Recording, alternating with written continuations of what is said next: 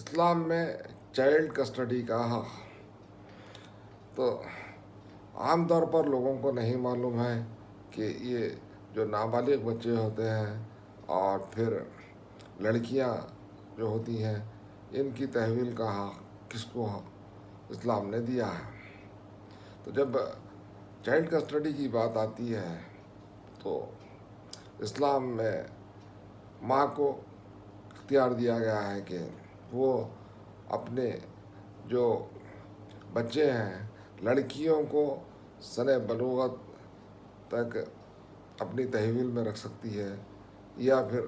ان کی شادیوں تک تحویل میں رکھ سکتی ہے، اور لڑکے کو صرف 7 سال کی عمر تک اپنی تحویل میں کسٹڈی میں رکھنے کا اختیار دیا گیا ہے۔ 7 سال کے بعد لڑکے کو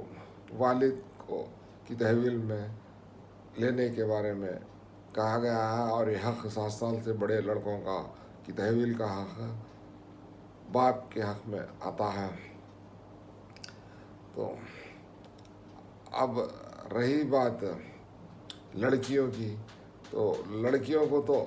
ماں کے پاس رکھا جاتا ہے، اور پھر اگر ماں کے انتقال کے بعد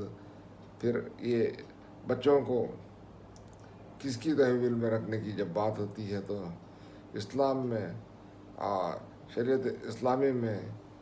نانی کو اختیار دیا گیا ہے کہ جو بھی بچے ہیں وہ اپنی نانی کے پاس ان کی تحویل میں یا ان کی کسٹڈی میں رہنا چاہیے، اور پھر یہی قانون لاگو ہوتا ہے کہ لڑکے کو 7 سال تک نانی رکھ سکتی ہے، 7 سال کے بعد پھر اس کے والد کو واپس دینا پڑتا ہے، اور لڑکیوں کو سن بلوغت یا پھر ان کی شادی تک نانی کو رکھنے کا اختیار حاصل ہے۔ اور پھر اگر لڑکیوں کا حق جو حق تحویل جو دیا گیا ہے، اگر نانی نہیں ہونے کی صورت میں دادی کو